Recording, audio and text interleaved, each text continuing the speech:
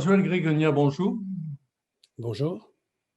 Vous êtes directeur de collection chez Numéril-Livre de la collection Images et Spiritualité. Dans cette collection, un ouvrage vient de paraître qui s'appelle Épée, glaive et poignard. Cet ouvrage a été écrit par Michel Renonciat, Hélas passé à l'Orient éternel. J'aimerais, in memoriam, que vous nous disiez quelques mots sur Michel Renonciat et puis, dans un deuxième temps, que vous nous donniez l'objectif de cette collection. Michel Renonciat était un expert en armes anciennes et plus précisément en armes blanches. C'était un expert reconnu internationalement. Il avait appartenu à la Grande Loge de France et également aux ateliers supérieurs du Suprême Conseil de France qui est souché sur la Grande Loge de France. C'est lui qui a écrit le premier tome de cette nouvelle collection qui s'appelle Expression, Images et Spiritualité des éditions Numéril-Livre. Cette collection, comme toutes les collections, est à la fois intermédiaire et organisation. Elle rassemble le témoignage d'hommes, le témoignage de femmes, dont le propos ne peut pas se cantonner uniquement à l'écrit. C'est-à-dire que le propos nécessite de recourir de plus à l'illustration pour se développer pleinement. Alors la collection porte sur la spiritualité en général, qui part de la connaissance, se poursuit par l'action, mais au-delà par l'ontologie. La franc-maçonnerie en constitue l'un des aspects. Ce n'est pas le seul. Et le livre de Michel Renonciat, dont nous parlons aujourd'hui, entre dans cet objet particulier, puisque son intitulé est Épée, glaives et poignards, et qu'il est suivi du sous-titre De la chevalerie à la franc-maçonnerie.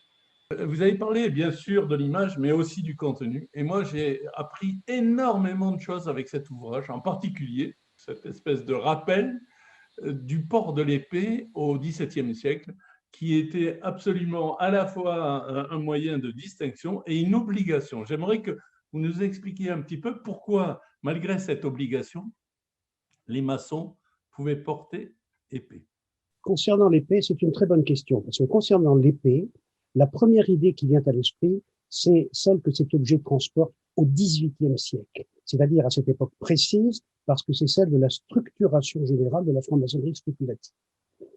Au XVIIIe siècle, porte l'épée, bien sûr le soldat qui l'utilise comme arme rapprochée basique, mais surtout le noble. Il y a d'autres exceptions, comme par exemple les imprimeurs qui pouvaient porter l'épée, mais surtout le noble. Et Michel Renonciat montre bien comment, de défense, l'épée devient un artifice de cour et le symbole même d'une classe sociale qui entend se distinguer du clergé du tiers-état. Or, l'adoption de l'épée dans la loge maçonnique répond au caractère universel de l'institution. Tout franc-maçon possède le droit de porter l'épée et parfois, comme on le voit dans certains rites encore, le devoir. Et on pense bien sûr à cette égalité qui constitue l'un des trois éléments de la devise de la franc-maçonnerie telle que nous la connaissons, mais qui n'existait pas avant la République. Et il est intéressant de voir que cette uniformisation de l'épée s'effectue par le haut et non pas par le bas. On se situe dans un cadre d'émancipation de l'homme sous l'effet de la philosophie des Lumières. La franc-maçonnerie édicte que tous ses membres ont le droit de porter l'épée et non qu'aucun ne doit la porter. Pourquoi les forgerons, historiquement, sont à l'origine de tant de légendes et de mythes? Les forgerons avaient une valeur initiatique considérable dans toute l'histoire. En fait, c'est celui qui fabrique, celui qui façonne. De là, son assimilation avec le démiurge, celui qui a conçu le monde, celui qui le crée. Alors, le forgeron, par nature, a un handicap. Par nature, il est boiteux, et il est boiteux pour différentes raisons. D'abord parce qu'il porte en lui le beau et le moins beau, comprenons le bien et le mal, ou alors parce qu'il doit se distinguer du principe créateur, et c'est un symbole sur lequel beaucoup se sont penchés. Et c'est non seulement le temps que l'espace, parce que la franc-maçonnerie connaît Tubal-Caïn et la Bible, le Tubal-Caïn de la Bible, les Grecs connaissaient Héphaïstos, mais on trouve également un forgeron, aussi bien en Asie centrale qu'en Extrême-Orient que chez les Celtes. Michel Renonciat relie l'épée, l'initiation et l'alchimie. Quels sont les liens que l'on pourrait expliciter? Moi, je propose de voir dans l'alchimie et dans la franc-maçonnerie des forges spirituelles de soi afin de devenir libre en conscience. C'est-à-dire que ce sont des lieux où souffle l'esprit dans un idéal de bien-être de soi-même et dans le monde. Peut-être y trouve-t-on donc le début d'une expérience initiatique. Voilà. On va parler un petit peu de l'aspect chevalerie, parce que dans l'adoubement avec une lame flamboyante, il y a des références à la Bible, à la chevalerie et à la maçonnerie. Pourquoi d'après vous? La chevalerie, c'est tout un symbole. C'est bien entendu historiquement l'une des sources de la franc-maçonnerie, mais c'est surtout une source spirituelle. Le livre, Michel Renonciat appartenait au rite écossais ancien et accepté. On peut parler des armes dans le rite écossais ancien et accepté, pourquoi pas? Mais dans toute la maçonnerie, on trouve des épées et on les trouve encore plus présentes dans le régime écossais rectifié ou dans les rites templiers. Et on comprend pourquoi, et ça rejoint votre question, parce que ce sont des rites proprement chevaleresques.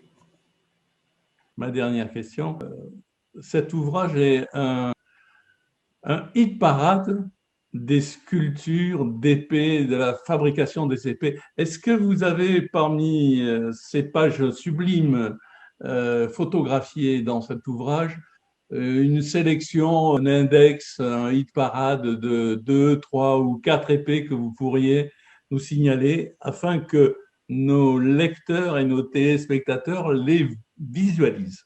Je vais malheureusement répondre non à cette question parce que toutes les épées ont leur intérêt, elles sont toutes très belles. Par contre, j'ai personnellement 2 épées que je préfère, mais je dois vous dire que ces épées n'existent pas. La première est évoquée par Michel Renonciat, pas la seconde, et la première, c'est celle de Damoclès. Parce que l'épée de Damoclès nous rappelle l'éphémère des choses matérielles, l'éphémère des choses humaines, et surtout l'infini de l'expression d'une pensée qui demeure. Et la seconde, eh bien, c'est l'épée que j'avais commandée moi-même à Michel Renonciat, et nous en avions longuement parlé ensemble. Elle devait avoir un pommeau en forme de tête de mort, c'est-à-dire une tête qui est à faire à la Corse, et elle aurait comporté sur la lame la devise familiale dont la traduction française est « N'oublie jamais ». Je vous remercie.